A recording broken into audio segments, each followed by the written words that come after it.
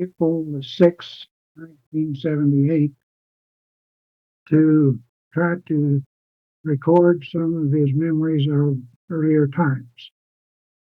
First question I'd like to ask Alan is, what can you remember about the burial location of uh, Ripley Spanifer? I believe you said he was buried with some of your kinsmen, possibly your own father.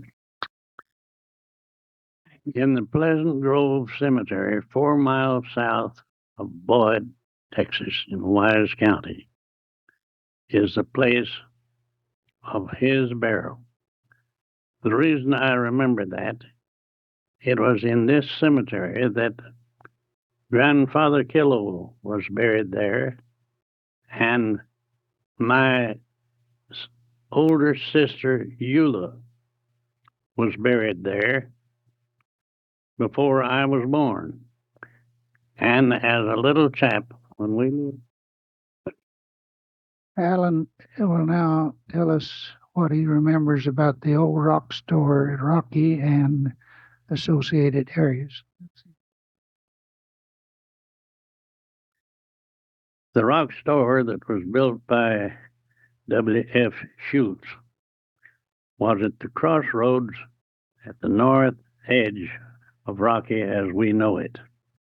It was across on the northwest corner. Now, about this store was built about 1896, or such a matter. But in 1899, John Killow and Mr. Sheen built a store just across the road south from that place. My daddy did the hauling, brought in the stuff from Mountain View at that time, and Sheen run the store. About 1902, when they knew that the railroad was coming through from the north and south, the people come in there and wanted to buy lots, and the owners of that land on the east side of the road and the north side of the road, I'm not sure just who owned it, but then anyhow, they sold lots off there, and there was 4 or 5 buildings that started to build on the east side, south of the east and west road. Charlie Carter and his father-in-law, Dennison, was going to put in a big hardware store, and they started and had a great big store half built clear up, and a number of these other people was well started. When a representative of the railroad come in, went to the owners of this land and bought about 40 acres running north and south on either side of the road that runs east and south through, or north and south through Rocky. Yeah. He went and told these fellows, said, now you just well stop where you are, because this is not where we're going to start the town. We're going to start about 2 blocks south of here. They had surveyors in there and actually surveyed it out, just like it is today. Run the streets and everything. Now here's where we're going to start. They give these fellows that had started up there a mighty good deal. They didn't give them the lots, but they sold it to them quite cheap to get them to go ahead and move down there. Then they sold other lots. And practically all the space in lots was sold for a half mile south there on both sides of the road that runs north and south. And that was the beginning of Rocky. There was no lot sold on the west side of the railroad. It was all on the east side. They give a space for the Baptist church, and a space for the Methodist church, and a space for the Christian church. I'm not sure about the schoolhouse down below, because it was the next year that was built, but I'm not sure whether they donated that or not.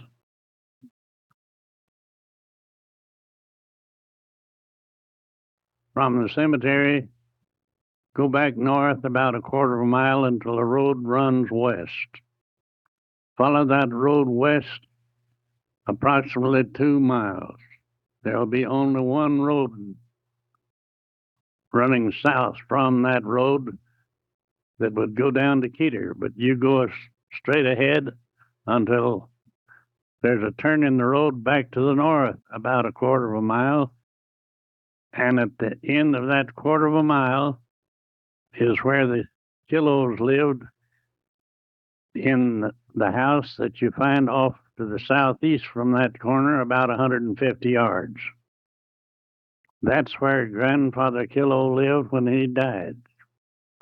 And that's where the Killows was living, I'm sure, at the time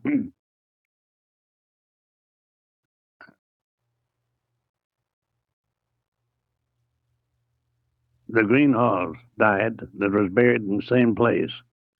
For it was after that death that ain't, or, yeah, I'm mixed up in my names there. That should be Stanifer instead of Greenhaw.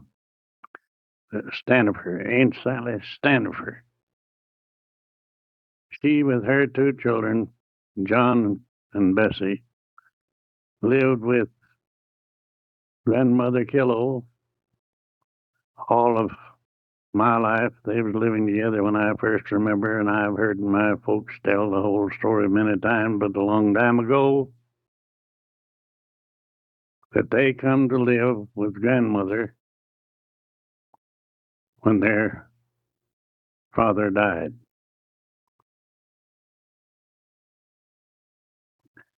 Would you have any way of orienting that to an approximate date when they first came to live with you, or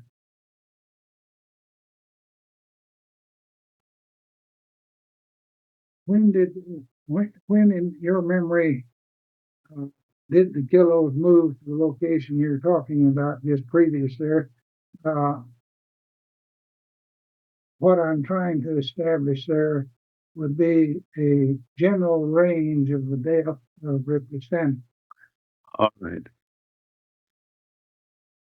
I have to begin kind of at the beginning here. The Killows moved to a place just west of Nolan River, about 3 miles northwest of Cleburne, what is now Cleburne, Texas, in 1854. They lived there during the Civil War. During the Civil War, there was only 8 or 10 families within 20 miles of that place, and they all come together a mile and a half north of there, built log cabins, and moved all the women and children to that place known as Buckhannon. And there is an old Buckhannon cemetery there to this day at that position. Now, after the war, grandfather moved to a place out at Sand Flat, which would be about 15 miles southeast of Cleburne. He was living out there in 1870, 71, when Uncle Jim Killow was born at that place. And they lived on that place. They lived on that place until they moved up in Wise County. Now, since they come there about 1870, Uncle Jim was born on that place.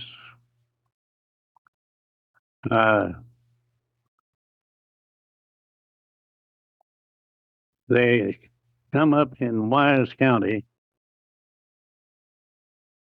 out there north of Keeter.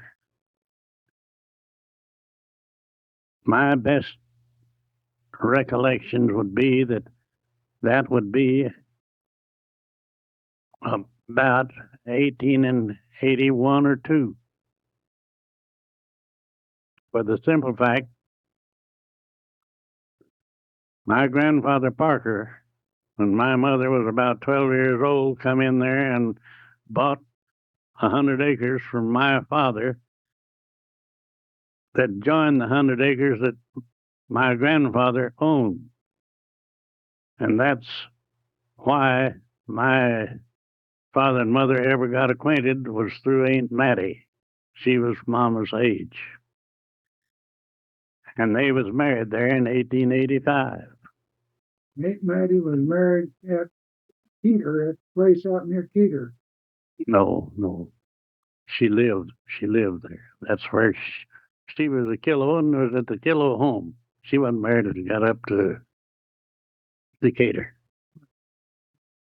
Now, uh, in trying to determine the time that they lived there, they would have come there in the early 80s. I would say around 1882 or 3, and stayed there for approximately 10 years, because my father moved from Decatur down on the farm 4 miles south of Decatur in 1892, and I think that was the time he and grandmother bought 100 acres down there, 50 acres apiece, and built on each one of them. Grandmother had the west 50 acres, and he had the east 50 acres, and that's where I first remember.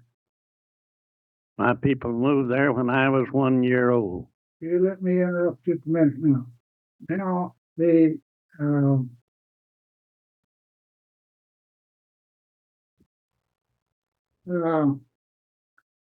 Sarah Jane and Bessie Standifer and her children, Bessie and John, moved in back into the Kilo home while they were living at this farm near Keeter. Think so. Well, All right. I know What I was trying to tell you. well, that does it. Puts it in 3 or 4 years, one way or the other there, 1840. Well, it could have been around 1885. Okay, that's what I was trying to get into. Okay, what can you remember about the time that your people left Wise County and went to Oklahoma? My people left 4 miles south of Decatur to come to Oklahoma on the 1st of September, 1898. They arrived 2 miles south of Rocky on the 10th day of September, 1898. The place that we left in Texas was where I remember what had happened there, for since I was 3 or 4 years old.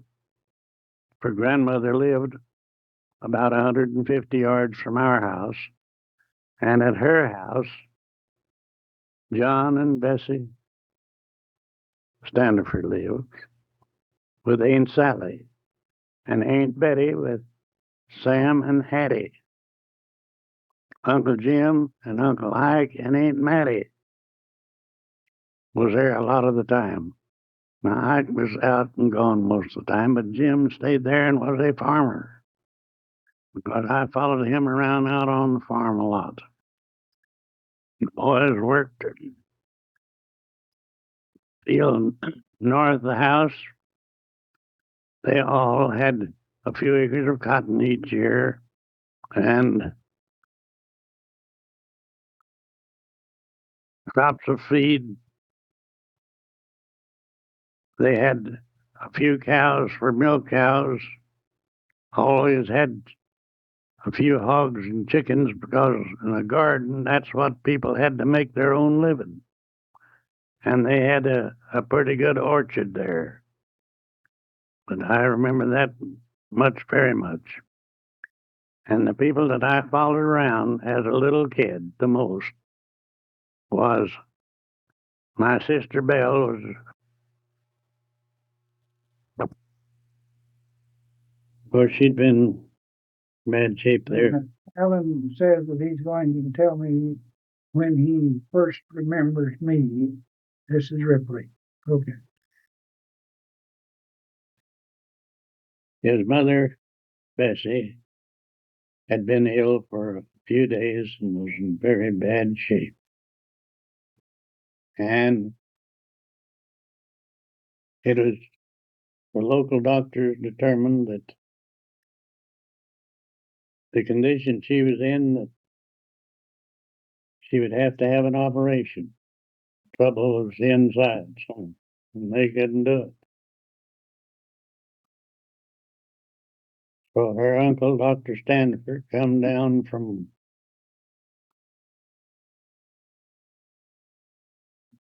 Gulf City and brought a man with a doctor with him, and they proceeded to operate. But all they could do was just open and saw that conditions was already so far that they closed it up. My mother held the lamp to give them the light to do that operation. But during the time of this operation, I had come up there, this was 8 or 9 o'clock at night, to get Mama to take her home whenever she was able to go home, if she was going home. Aunt Sally had gone out just west of the house where they had a little cellar out there. She brought a quilt out there and laid it down on the ground up the side of the cellar. She had Ripley with her, and one idea of getting out there was to get him out of the house and away from the things happening in there.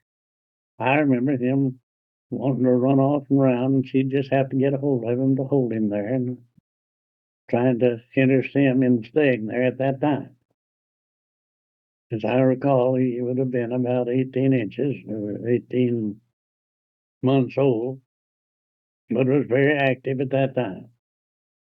I stayed out there and talked to her and tried to help her take care of him, keep him out of the house for some little time. Just that little. Now, as you remember, my mother's death then followed very shortly after this operation. So, Yeah. Well, it couldn't have been too long. This was